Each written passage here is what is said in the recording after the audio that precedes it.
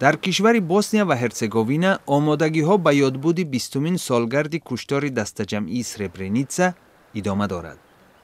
پیش بینی می شود که 11 ایول در آرامگاه پوتوتساری 136 جسدی که اخیراً یافت و تشخیص شده اند به خاک سپرده خواهند شد. چند روز پیش نزدیکان قربانی‌های دهشتبارترین قتل عام جنگ بوسنیا همراه با افراد آن سالها را پشت سر نموده به سربرنیتسا راهپیمایی کردند. ماه ایول سال 1995 نیروهای سرب‌های بوسنیا 8000 مرد و نورس مسلمان را در گرد و اطراف سربرنیتسا به قتل رساندند. از این بین نزدیک به 6000 قربانی تشخیص شده در مکان مناسب به خاک سپرده شدند.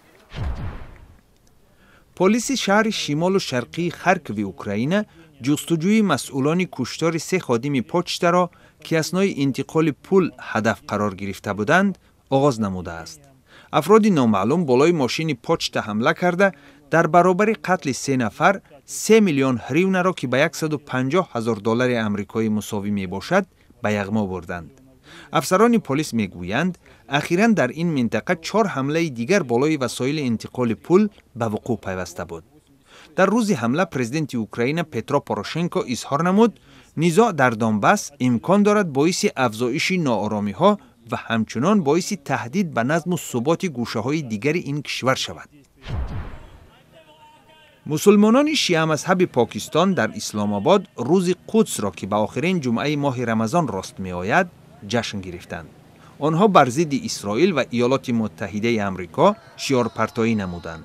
جشن روز قدس یا خود روز بیت المقدس را سال 1979 آیت الله روح الله خمینی اساسگزار جمهوری اسلامی ایران پیشنهاد کرده است.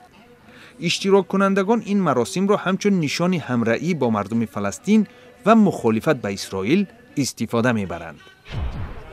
حامیان محیط زیست در پایتخت گرجستان جمع شده بر ضد ساختمان مهمانسرا در یک پارک خرد قسمت تاریخی تبلیسی صدا بلند نمودند. شهرداری مقام زیست محیطی این منطقه را لغو نموده و ساختمان اجازت داده است.